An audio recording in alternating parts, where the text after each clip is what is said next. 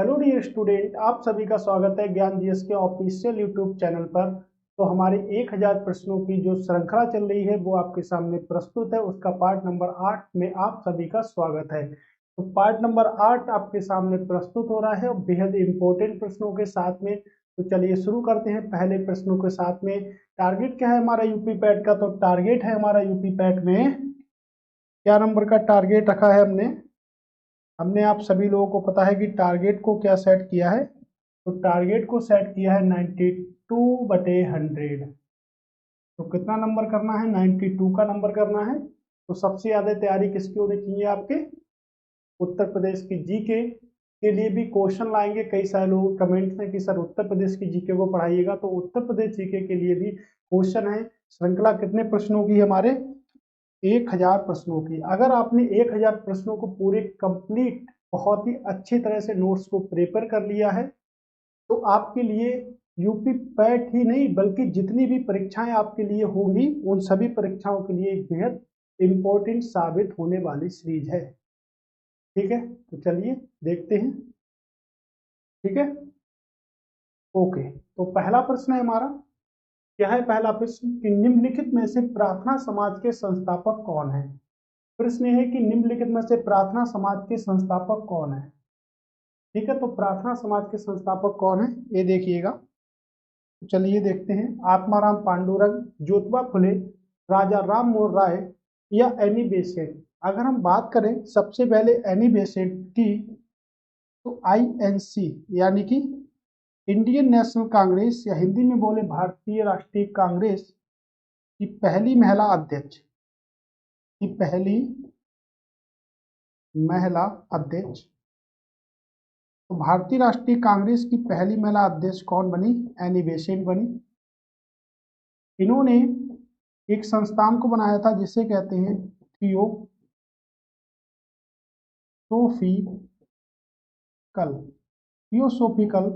Society. तो इन्होंने theosophical society की स्थापना करी थी और भारतीय राष्ट्रीय कांग्रेस के कोलकाता अधिवेशन में पहली महिला अध्यक्ष के रूप में नामित किया गया था, यानी कि पहली महिला अध्यक्ष बनी थी। राजा राम मोहन राय की बात करेंगे तो इन्होंने ब्रह्म समाज की स्थापना की।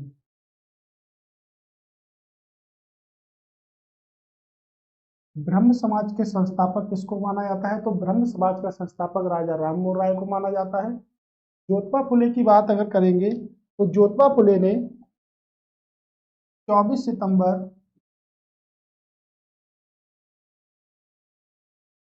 1873 को पुणे में सत्य शोधक समाज, कौन सा समाज? सत्य शोधक समाज की स्थापना करी, जो कि निम्न वर्ग की जातियों से क्या था? संबंधित था। सत्य शोधक समाज की स्थापना करी, निम्न वर्ग की जातियों से संबंधित था।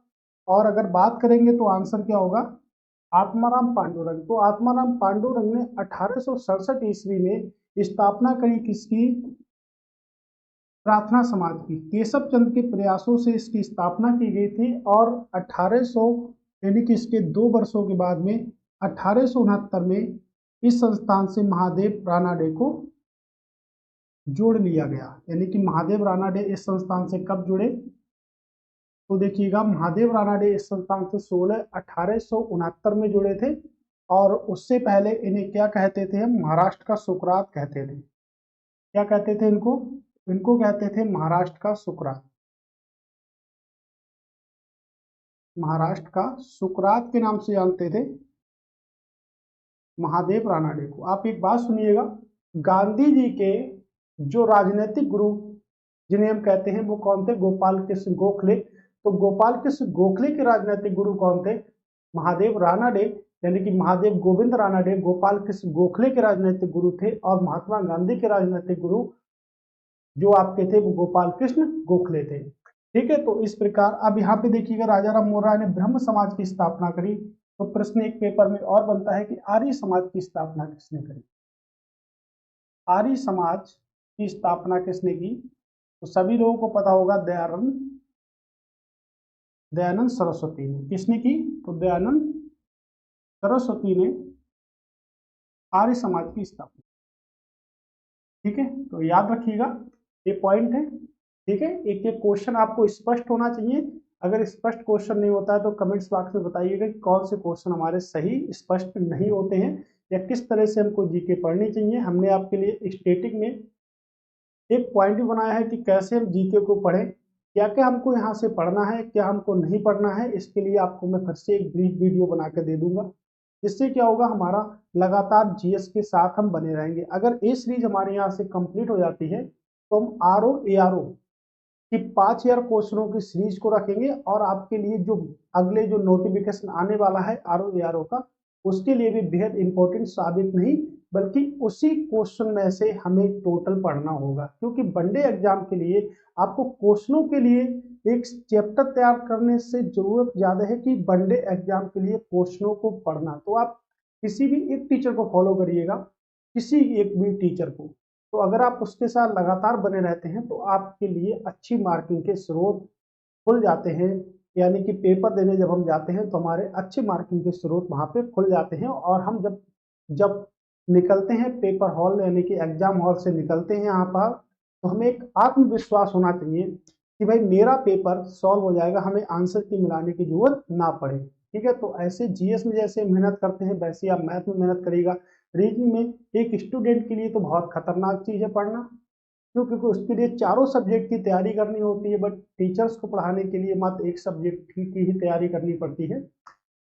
और स्टूडेंट के लिए मैथ भी पढ़ना है, इंग्लिश भी पढ़नी है, रीजनिंग भी पढ़नी है, जीएस भी पढ़नी है, हर चीज को उसको पढ़ना होता है। ठीक है, अगला प्रश्न देखते हैं कि भारत छोड़ो आंदोलन के समय भारतीय राष्ट्रीय कांग्रेस के अध्यक्ष कौन थे? डॉक्टर राजेंद्र प्रसाद, मदन मोहन मालवीय, अबुल कलाम आजाद या महात्मा गांधी? अब हम इस क्वेश्चन को देखेंगे कि भारत छोड़ो आंदोलन, तो देखिएगा भारत छोड़ो आंदोलन कब हुआ था। तो देखिएगा भारत छोड़ो आंदोलन 8 अगस्त 1942 को शुरू किया गया था। 8 अगस्त 1942 को ग्वालियर टैंक के मैदान में इस आंदोलन को शुरू किया गया था, और 9 अगस्त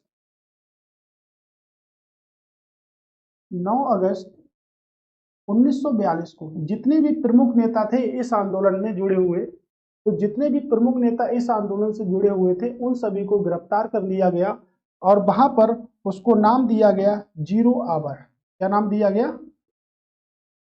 जीरो आवर का नाम दिया गया। तो जीरो आवर ऑपरेशन किस आंदोलन से संबंधित है, ये भी क्वेश्चन कई बार आपसे पेपर में पूछा जाता है।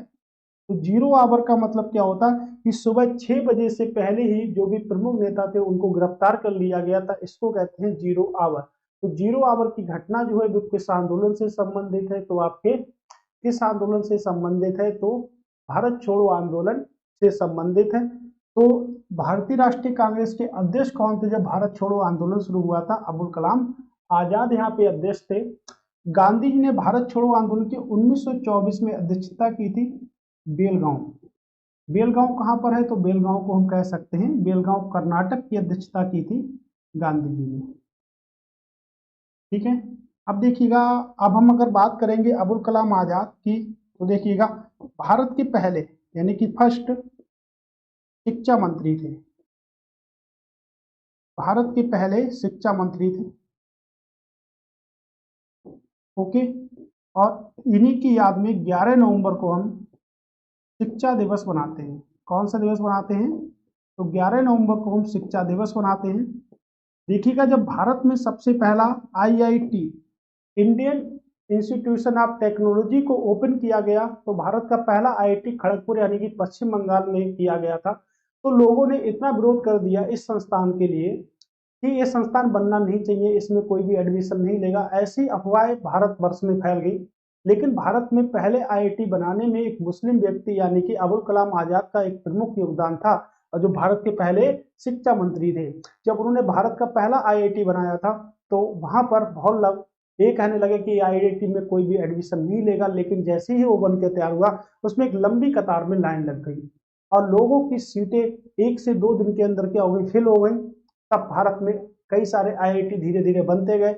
उसके बाद भारत के पहले शिक्षा मंत्री की मृत्यु हो जाती है, तो भारत का पहला आईआईटी खड़गपुर यानी कि पश्चिम बंगाल में बनता है। ठीक है, तो इसको याद रखिएगा कि शिक्षा दिवस कब बनाते हैं। अगर कोई व्यक्ति पूछता है कि आपसे शिक्षा दिवस कब बनाते हैं, तो आप लोग आंसर देते हो उसको गलत। तो शिक्षा दिवस कब बनाते हैं, 11 नवंबर को हम शिक्षा दिवस बनाते हैं। तो पहले शिक्षा मंत्री कौन थे, अबुल कलाम आजाद हमारे क्या थे, पहले शिक्षा मंत्री थे। जब पंडित डॉक्टर राजेंद्र प्रसाद की अगर बात करेंगे, जब सुभाष चंद्र बोस ने अध्यक्षता को छोड़ा गया था, तो उसके स्थान पर जो अध्यक्ष बनाए गए थे वो डॉक्टर राजेंद्र प्रसाद बनाए गए थे। ओके, अगला प्रश्न है हमारा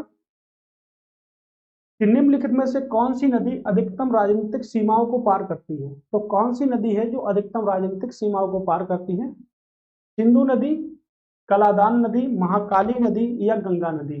तो वो राजनीतिक सीमाओं को पार करने वाली जो नदी होगी वो क्या होगी, आपकी सिंधु रिवर। ये सिंधु रिवर सबसे अधिक राजनीतिक सीमाओं को पार करती है और तिब्बत के मानसरोवर झील से निकलती हुई आती है। आपके गंगा नदी की बात करेंगे तो देखिए भारत की सबसे पवित्र नदी है आपकी गंगा। गंगा नदी की लंबाई 2525 किलोमीटर है टोटल मिलाकर, जिसमें से 2510 किलोमीटर लंबाई इंडिया के अंदर और 15 किलोमीटर की लंबाई आपके बांग्लादेश के अंदर होती है। इसके अंतर्गत आती है, बांग्लादेश के अंतर्गत आती है। तो देखिएगा 2525 किलोमीटर है, जिसमें से 2510 आपके इंडिया में और 15 किलोमीटर कहाँ पर, बांग्लादेश में है। भारत के 5 राज्यों से होकर गुजरती है, यानी कि 5 स्टेट इसके अंतर्गत आते हैं। ओके, तो 5 राज्यों से होकर गुजरती है। उसके बाद पश्चिम बंगाल में विश्व का सबसे बड़ा डेल्टा बनाती है, जिससे हम कहते हैं सुंदरबन डेल्टा। और ये आपके गंगा और ब्रह्मपुत्र 2 नदियों पर बना हुआ है, तो हम याद कर सकते हैं जीवी। तो जीवी नदी पर विश्व का सबसे बड़ा डेल्टा बना हुआ है, जिसे हम कहते हैं सुंदरबन का डेल्टा, जो आपके पश्चिम बंगाल में है। और यहाँ पे जो वनस्पति पाई जाती है उसे हम कहते हैं मैंग्रोव।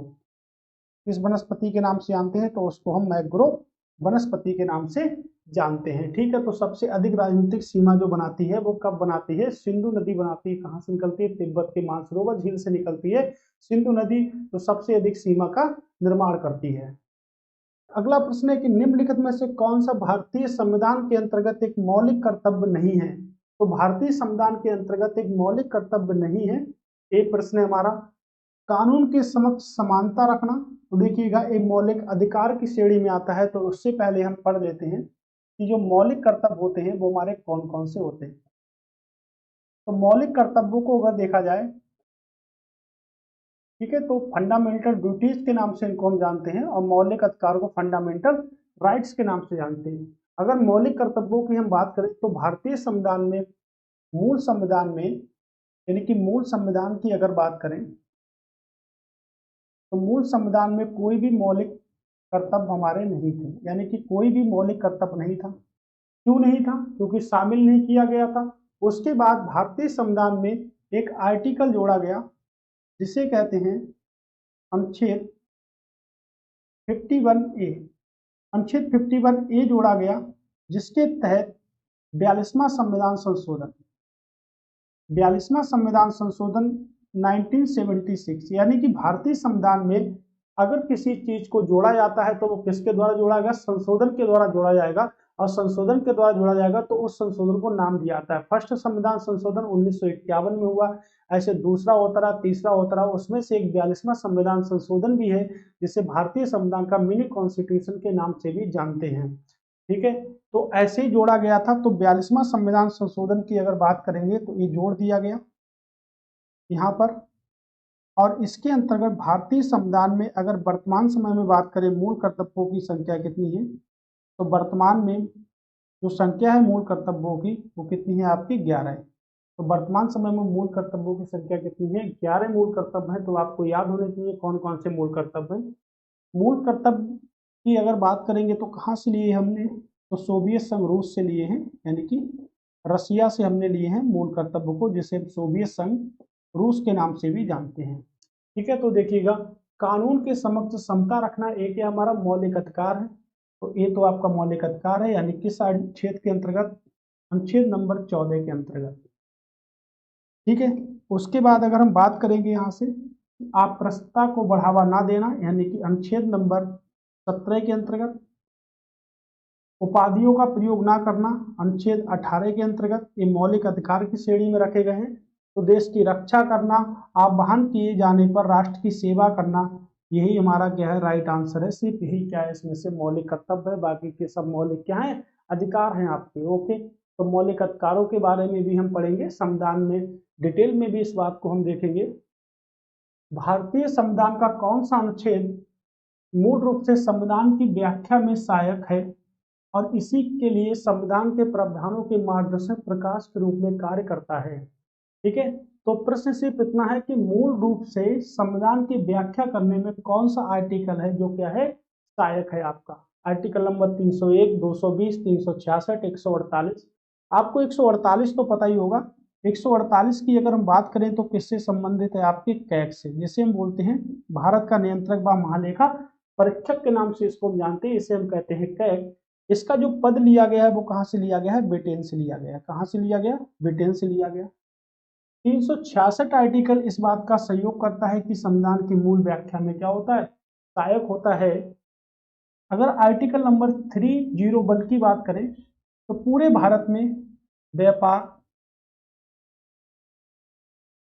व वाणिज्य जो होता है वो किस अनुच्छेद के अंतर्गत होता है, तो व्यापार व वाणिज्य जो हमारा होता है वो अनुच्छेद नंबर 301 के अंतर्गत होता है। भारतीय संविधान के किस भाग में व्यापार व वाणिज्य को रखा गया है, तो भाग नंबर 13 है। ठीक है, भाग नंबर 13 में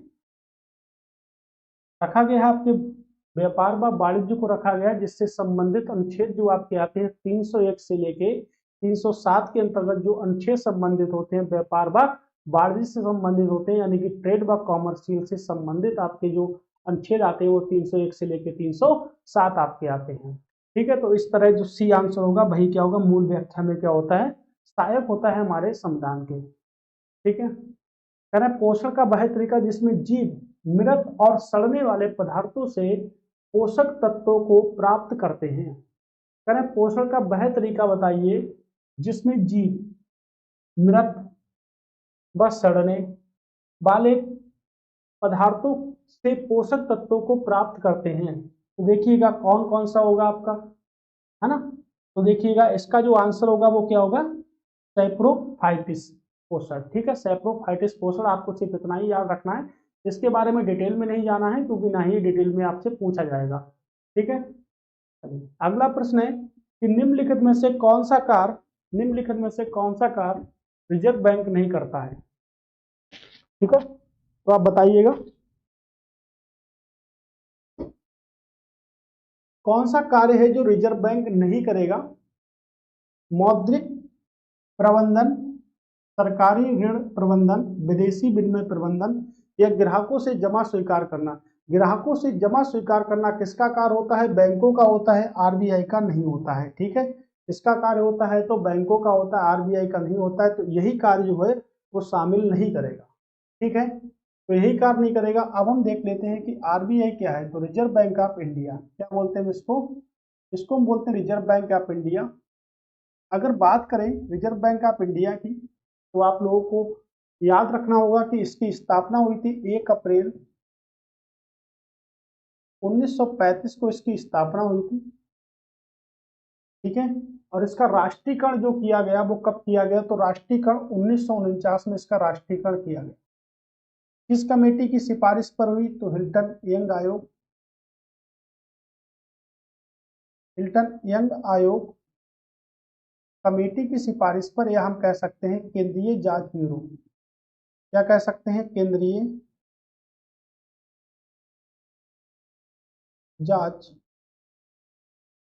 ब्यूरो की सिफारिश पर इसकी स्थापना की गई।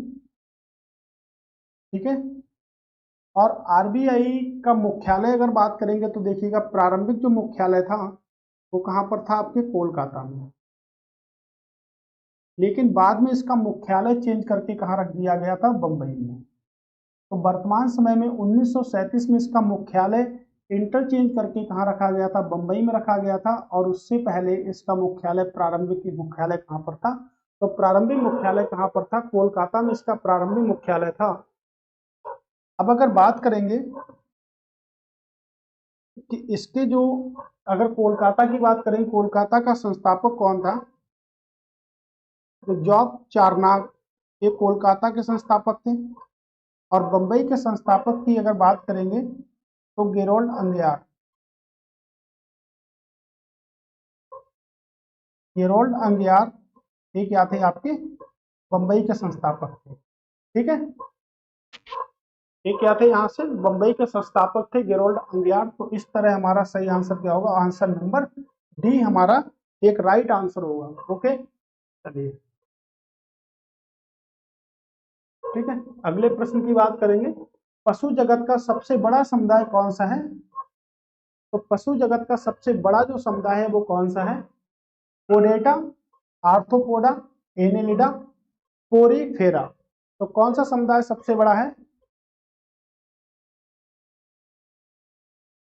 हमारा अगला प्रश्न है कि पशु जगत का सबसे बड़ा समुदाय कौन सा है? तो पशु जगत का सबसे बड़ा समुदाय कौन सा है? अब देखिएगा, जो आर्थ्रोपोडा जो समुदाय है, जिस कम से कम आपके 80% जो पशु होते हैं वो इसी नस्ल के पाए जाते हैं। तो पशु जगत का जो सबसे बड़ा समुदाय है वो कौन सा है? आर्थ्रोपोडा पशु जगत का सबसे बड़ा क्या है? समुदाय है। ठीक है, अगला प्रश्न है, तो अगला प्रश्न आपके सुमेलित करने के लिए है। ऐसे प्रश्न बहुत ही इंपॉर्टेंट होते हैं क्योंकि ऐसे हमें 4 प्रश्नों के स्थान मिल जाते हैं। सबसे पहली तो बात ये है कि रामसर स्थल है आपके और ये आपके क्या है? स्थान है।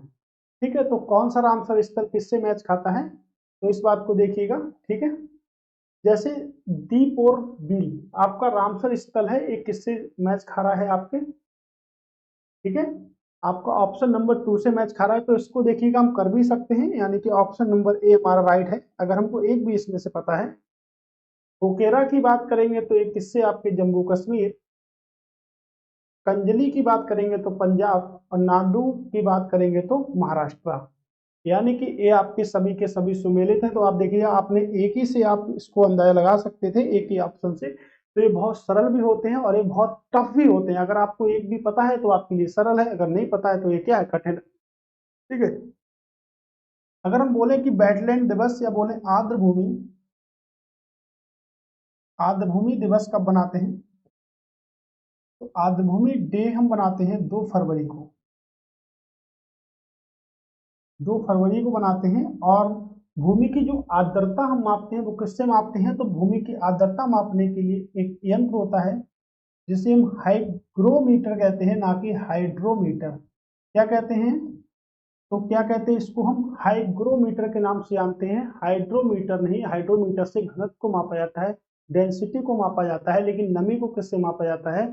तो नमी को हाइग्रोमीटर से मापा जाता है। तो आर्द्रता मापी यंत्र क्या हुआ आपका? हाइग्रोमीटर आपका आर्द्रता मापी यंत्र हुआ। आर्द्र भूमि दिवस कब बनाते हैं? तो 2 फरवरी को आर्द्र भूमि दिवस बनाते हैं।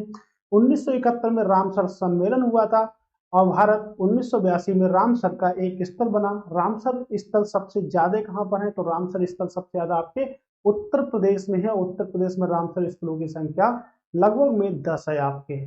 ठीक है, तो ये रामसर स्थल अभी हाल ही में आपके एग्जाम में पूछे भी गए हैं और बेहद इंपॉर्टेंट है, तो याद रखिएगा, बेहद इंपॉर्टेंट है आपके लिए। ठीक है, अगला हमारा प्रश्न है कि निम्नलिखित में से किस देश का समय क्षेत्र भारतीय मानक समय से मेल खाता है? तो कौन से देश का समय है जिससे मानक समय मेल खाता है? नेपाल, बांग्लादेश, भूटान और श्रीलंका। अगर हम बात करें कि भारत के कितने देश ऐसे हैं जो भारत की सीमाओं को स्पर्श करते हैं, यानी कि भारत के कितने राज्य ऐसे हैं जो विश्व की सीमाओं को स्पर्श करते हैं, तो भारत में कुल मिला के भारत के 28 राज्य, 8 केंद्र शासित प्रदेशों में ऐसे 17 राज्य हैं जो आपके सीमाओं को स्पर्श करते हैं। किसकी? देशों की सीमाओं को स्पर्श करते हैं। तो कितने देशों की सीमाओं को स्पर्श करते हैं? आपके 7 देशों की सीमाओं को स्पर्श करते हैं, जिसमें सबसे बड़ा देश क्या है? आपका बांग्लादेश। जिसमें सबसे बड़ा देश आपका बांग्लादेश है, सीमा को स्पर्श करता है। तो देखिएगा, अगर हम यहाँ से बात करें तो नेपाल की सीमा को स्पर्श करते हैं भारत के राज्य। बांग्लादेश को तीनों ओर से त्रिपुरा घिरे हुए है, तो त्रिपुरा तीनों ओर से बांग्लादेश से घिरा हुआ है। और भी कई राज्य करते हैं, भूटान को भी कई सारे राज्य करते हैं। तो इसमें से आप देख लीजिएगा सभी राज्यों की। हम इसके आंसर की बात करेंगे तो मानक समय की बात अगर करते हैं तो मानक समय जो हमारा होता है वो 82 डिग्री की रेखा के अनुसार होता है। 82.5 डिग्री जो रेखा होती है इसको हम देशांतर रेखा के नाम से जानते हैं और ये भारत का मानक समय को ज्ञात कराती है। तो भारत का मानक समय ग्रीनविच समय से 5.5 घंटे क्या है, आगे है। कितना है, 5.5 घंटे क्या है, आगे है। डिग्री नहीं, आपके घंटे आगे है। ठीक है, कितना घंटे आगे है, तो 5.5 घंटे आपका आगे है या मानक समय, ब्रिटेन के मानक समय से। ठीक है, ये आप याद रखिएगा। ठीक है, ओके, 5.5 घंटे क्या है, आगे है। तो ये जो समय है आपके कहाँ से लिया था, इलाहाबाद के नैनी से, इलाहाबाद के नैनी से लिया आता है। और किसके समान है, आपके श्रीलंका के समान होता है। भारत का मानक समय से श्रीलंका से ही मेल खाता है, लेकिन श्रीलंका भारत के साथ जलीय सीमा बनाता है, ना कि स्थलीय सीमा बनाता है। स्थलीय सीमा भारत के साथ 7 देशों की सीमा ही स्थलीय सीमा बना रही है। श्रीलंका की बात करेंगे तो श्रीलंका को कई नाम से जानते थे, सीलेन। ये भी क्वेश्चन आपके पेपर पूछा गया है। इसे पूर्व का मोती कहते थे, पूर्व का मोती कहते थे। और श्रीलंका की प्राचीन राजधानी क्या थी, अनुराधापुर। अभी कुछ दिन पहले श्रीलंका की राजधानी को परिवर्तित कर दिया गया था, और कोलंबो से कहाँ परिवर्तित कर दिया था, जयवर्धनेपुरम कोटी क्या है, इसकी कैपिटल है। लेकिन श्रीलंका की प्राचीन राजधानी की बात करेंगे तो क्या, अनुराधापुर। आपके कई बार एग्जाम में पूछा गया है कि अनुराधापुर किसकी कैपिटल है, सीलेन के नाम से किसे जानते हैं। भूटान की अगर बात करेंगे तो भूटान को हम ठंडर भूमि के नाम से जानते हैं। खंडर भूमि के नाम से किसको जानते हैं, भूटान को। भूटान की सीमा भारत के 4 राज्यों को स्पर्श करती है, बांग्लादेश की 5 राज्यों को स्पर्श करती है, नेपाल की 5 राज्यों को स्पर्श करती है। तो देखिएगा, प्रीवियस ईयर पूछा भी गया था कि नेपाल की सीमा भारत के किस राज्य को स्पर्श नहीं करती। तो देखिएगा, उत्तर प्रदेश, उत्तराखंड, पश्चिम बंगाल, बिहार और सिक्किम, इन राज्यों को स्पर्श करती है। एक भोजपुरी में एक ट्रिक भी है, उत्तर उत्तर, उत्तर उत्तर बस पंचरवा, उत्तर उत्तर बस पंचरवा, यानी कि उत्तर प्रदेश, उत्तराखंड, बा से बिहार, सा से सिक्किम, पिंचर से पश्चिम बंगाल, उत्तर उत्तर बस पश्चिम बंगाल पहुंची है और क्या हो गई है, पिंचर हो गई है।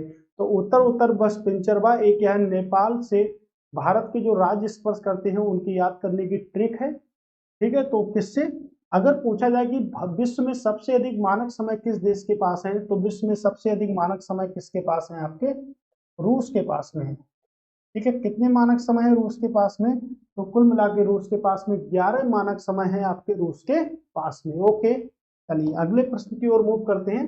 कह रहे हैं निम्नलिखित में से कौन गुप्त साम्राज्य की सबसे बड़ी क्षेत्रीय इकाई थी। तो गुप्त साम्राज्य की सबसे बड़ी क्षेत्रीय इकाई को बताइएगा कौन सी थी।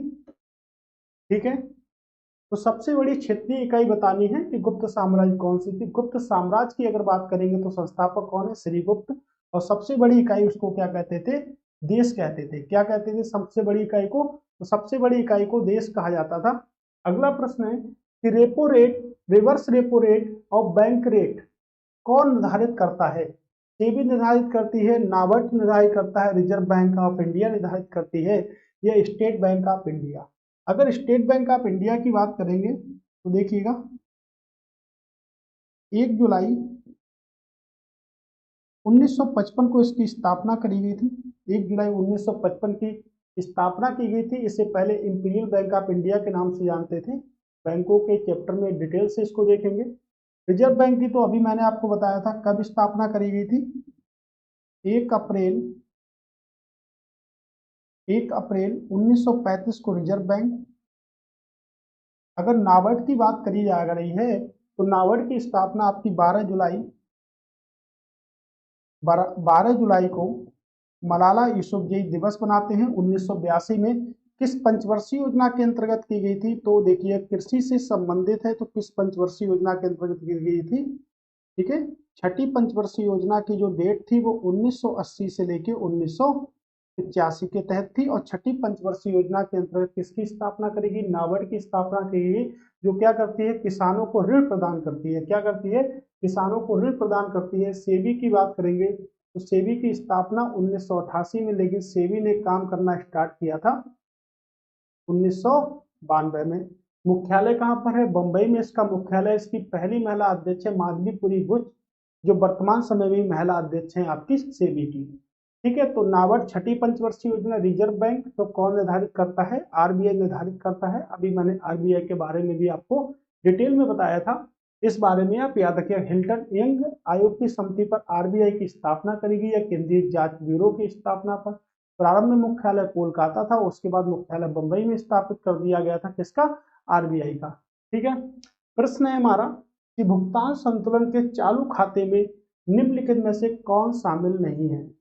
तो भुगतान संतुलन यानी कि चालू खाते में कौन सा शामिल नहीं है? निवेश, स्थान भुगतान, स्थानांतरण भुगतान, माल में व्यापार या सेवाओं में व्यापार। तो निवेश सिर्फ शामिल नहीं होता, बाकी सब कुछ आपके शामिल होता है।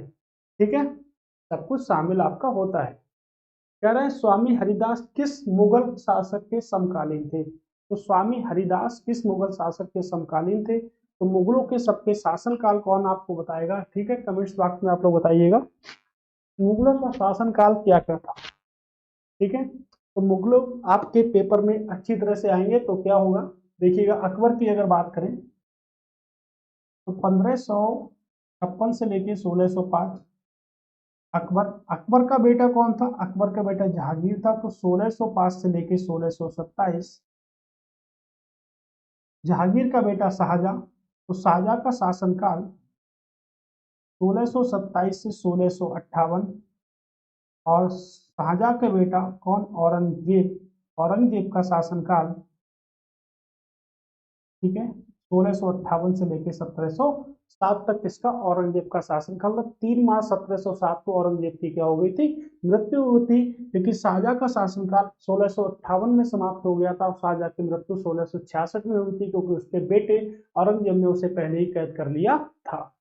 तो इसकी बात करेंगे, स्वामी हरिदास किसके समकालीन थे? आपके अकबर के समकालीन थे। शाहजहां बात करेंगे थोड़ी सी जहांगीर के बारे में। तो जहांगीर ने सबसे पहले सिंगस्पा और द्विस्पा प्रथा की शुरुआत की। सिंगस्पा व द्विस्पा प्रथा की शुरुआत करी। न्याय की जंजीर के लिए याद किया जाता है। न्याय की जंजीर के लिए याद किया जाता है किसको? जहांगीर को। ठीक है, न्याय की जंजीर के लिए याद किया जाता है। अकबर की बात करेंगे तो अकबर ने 1582 में एक धर्म चलाया था जिसे कहा था दीन इलाही, और दीन इलाही को स्वीकार करने वाले पहले व अंतिम हिंदू शासक कौन थे? बीरबल। तो दीन इलाही चलाया था। उसके बाद 1575 में एक प्रथा की शुरुआत करी थी जिसे कहते हैं मनसबदारी प्रथा। अब प्रश्न ये भी बन सकता है कि मनसबदारी किसने चलाई? तो अकबर के द्वारा चलाई गई थी। और मनसबदारी की जो अवधारणा थी अकबर ने, वो कहाँ से ली थी? तो वो मंगोलिया से ली थी। मंगोलिया की कैपिटल की बात करेंगे, कैपिटल क्या है? उलान बटोर। तो मनसबदारी प्रथा जो थी वो आपकी एक राजकीय सेवा यानी कि सरकारी नौकरी की तरह थी, और दशमलव पद्धति पर आधारित थी। दशमलव पद्धति पर क्या थी? आपकी आधारित थी। ठीक है, दशमलव पद्धति पर आधारित थी, और मनसबदारी प्रथा के नाम से प्रचलित थी। औरंगजेब की बात करेंगे तो उसे जिंदा पीर के नाम से जानते थे औरंगजेब की बात पे। और शाहजहां ने ताजमहल बनवाया था। 1631 में इसका कार्य प्रारंभ हुआ। 1653 बनकर ताजमहल क्या हो गया? तैयार हो गया। यानी कि ताजमहल को बनने में कुछ कितने वर्ष लगे? कुछ 22 वर्ष लगे थे। ठीक है, भारतीय सेना का पहला green solar energy harnessing plant किस राज्य में शुरू किया गया था? तो भारतीय सेना का पहला है। अगर पहला जहां पर लगता है वेरी मोस्ट इंपोर्टेंट, उसके क्वेश्चन आंसर बनते हैं, तो कहां पर किया गया? आपके सिक्किम में किया गया। कहां पर है? सिक्किम में। सिक्किम में एक और भी पावर प्लांट है जिसे हम कहते हैं तिस्ता।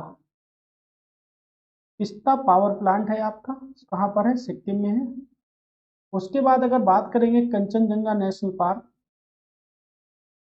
कंचनजंगा नेशनल पार्क भी एक प्रसिद्ध नेशनल पार्क है। कहां पर है? आपके सिक्किम में है। तो सिक्किम की कैपिटल की बात करेंगे, सिक्किम की कैपिटल क्या है? आपके गंगटोक। ठीक है, सिक्किम की कैपिटल है आपके गंगटोक। सिक्किम में बेहद इंपॉर्टेंट नेशनल पार्क है जिसे कहते हैं कंचनजंगा, और सिक्किम में ही आपके क्या है, तिस्ता पावर प्लांट भी है आपके सिक्किम में। ठीक है, अगला प्रश्न है कि निम्नलिखित में से कौन सही रूप से मेल नहीं खाता है। यानी कि ये आपको देख रहे हैं, ये पर्वत है, इसमें से कौन सा पर्वत है जो सही रूप से मेल नहीं खा रहा है। ठीक है, ब्लैक फॉरेस्ट जर्मनी में है, बिल्कुल ठीक है, ब्लैक फॉरेस्ट तो जर्मनी में है, लेकिन प्रश्न है हमारा कौन सा सही नहीं है। दक्षिण अल्पास पर्वत श्रृंखला न्यूजीलैंड में है, ये भी ठीक है। किंग्सबर्ग पर्वत श्रृंखला आपके दक्षिण अफ्रीका में है, ये भी ठीक है। कैटाबेरियन पर्वत जो है वो आपके ईरान में है, तो भाई यही है, क्योंकि मेल नहीं खाता, ये ईरान में ना होकर कहाँ पर है, आपके स्पेन में है, कहाँ पर है, आपके स्पेन में है। तो हमारा आंसर जो है वो ऑप्शन नंबर डी हमारा राइट आंसर होगा। ऐसे आपको अगर मैं पूछूं कि सॉल्ट रेंज कहाँ पर है, तो क्योंकि सॉल्ट मतलब होता है नमक, यानी कि नमक की श्रेणियां कहाँ पर है, नमक की श्रेणियां आपके पाकिस्तान में। ठीक है, ऐसे ही हम पूछ सकते हैं कि कोटोपैक्सी पर्वत श्रृंखला कहाँ पर है, तो इक्वेडोर।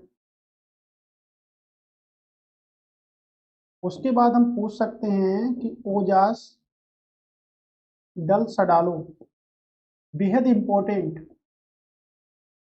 ये कहाँ पर है, ये आपको आंसर करना है, कहाँ पर है, ओजस डल सडालो कहाँ पर है, ये आपको आंसर करना है। ठीक है, और इसका आंसर आपका डी है, क्योंकि ये कहाँ पर है, आपके स्पेन में है। ठीक है, चंदन का वृक्ष मुख्यतः भारत के किन क्षेत्रों में पाया जाता है, तो किन भागों में पाया जाता है, किन क्षेत्रों में पाया जाता है, तो देखिए चारों दिशाओं के नाम दे दिए हैं, पूर्वी पश्चिमी दक्षिणी और उत्तरी, ये चारों दिशाओं के नाम दे दिए हैं। लेकिन अगर हम बात करें चंदन की, तो चंदन भारत के दो राज्यों में पाया जाएगा सबसे ज्यादा। एक तो आपका पाया था कर्नाटक में, दूसरा कहाँ पर, तमिलनाडु में। तो कर्नाटक और तमिलनाडु में पाया जाता है। ठीक है, कर्नाटक और तमिलनाडु में ये पाया जाता है, लाल चंदन इसे हम बोलते हैं।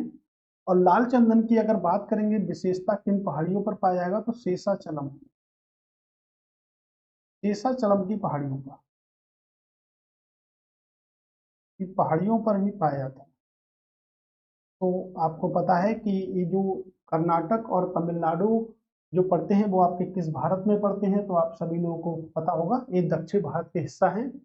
ठीक है, तो शेषाचलम की पहाड़ियों पर भी पाया जाता है आपका क्या, तो शेषाचलम की पहाड़ियों पर लाल चंदन होता है। और कर्नाटक और तमिलनाडु में एक पहाड़ियां प्रसिद्ध हैं जिन्हें हम कहते हैं नीलगिरी की पहाड़ियां, नीलगिरी की पहाड़ियां। तो जहां पर पश्चिमी घाट और पूर्वी घाटों का जो मिलन स्थल होता है उन्हें हम क्या कहते हैं, नीलगिरी की पहाड़ियां कहते हैं। कहाँ पर है सबसे ज्यादा, सर तमिलनाडु में है। और यहाँ पे जनजाति निवास करती है, उसे हम कहते हैं टोडा जनजाति। टोडा जनजाति कहाँ निवास करती है, आपकी नीलगिरी की पहाड़ियों पर निवास करती है। और नीलगिरी की पहाड़ियां कहाँ पर है, तमिलनाडु में है, जहाँ पर पश्चिमी घाट और पूर्वी घाट आपस में मिलते हैं, वहाँ पर नीलगिरी पहाड़ियां आपके बनती हैं। ठीक है, कौन सी पहाड़ियां बनती हैं, नीलगिरी की पहाड़ियां बनती हैं। ये देखिएगा प्रश्न है अगला हमारा।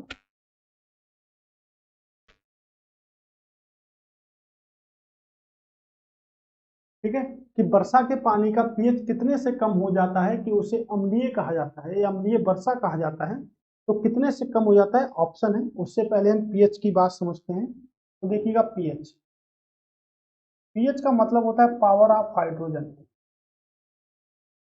Power of hydrogen. ठीक है, पावर ऑफ हाइड्रोजन। तो हम कुछ इस टाइप से इसको पीएच को लिख सकते हैं। ठीक है, अगर प्रश्न आपके पेपर में ऐसा दे दिया जाए कि ये क्या प्रदर्शित करता है, यानी कि सिंबल बना के दे दिया जाए कि ये क्या प्रदर्शित करता है, तो देखिएगा ये हाइड्रोजन, हाइड्रोजन आयनों की सांद्रता, हाइड्रोजन आयन की सांद्रता को प्रदर्शित करता है।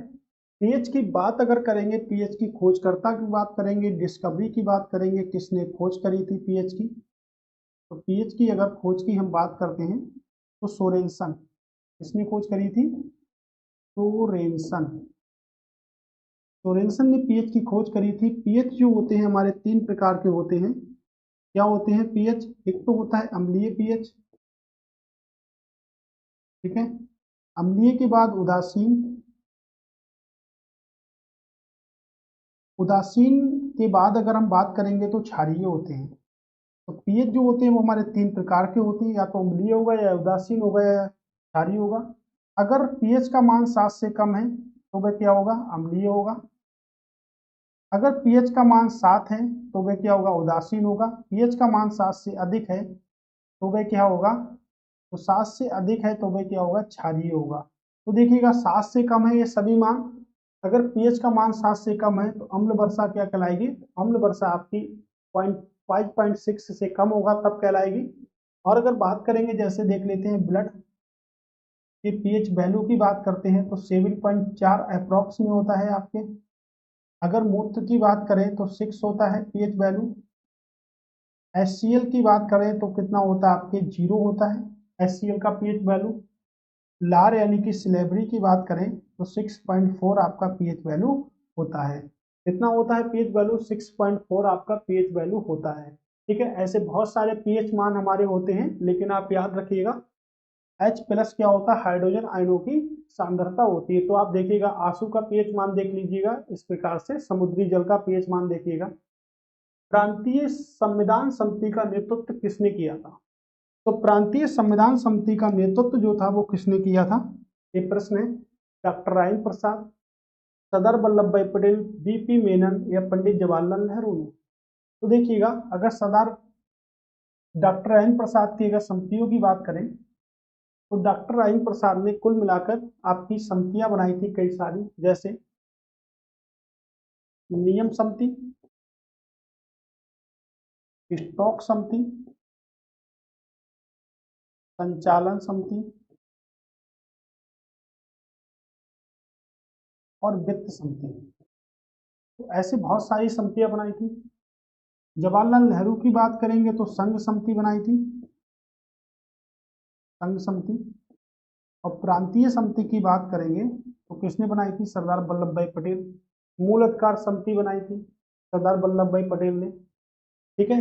और संविधान की सबसे इंपॉर्टेंट समिति की बात करेंगे तो मसौदा समिति, मसौदा बोले या प्रारूप समिति बोले, या इंग्लिश में अगर हम इसको बोले तो ड्राफ्टिंग कमेटी। कौन सी कमेटी? आपकी ड्राफ्टिंग कमेटी, ये हमारा। तो इसके अध्यक्ष कौन है? भारतीय संविधान के निर्माता डॉक्टर B.R. अम्बेडकर। कौन है इसके अध्यक्ष? Doctor B.R. अम्बेडकर के हैं इसके अध्यक्ष, ठीक है। तो प्रारूप समिति बोलो, मसौदा बोलो या ड्राफ्टिंग कमेटी बोलो, इसके अध्यक्ष कौन है? Doctor B.R. अम्बेडकर के हैं इसके अध्यक्ष हैं, ठीक है। ओके, तो देखिएगा एक बात आप बताइएगा कि भारतीय संविधान का जनक डॉक्टर B.R. अम्बेडकर को कहा जाता है, लेकिन भारतीय संविधान का कैलीग्राफर किसे कहा जाता है?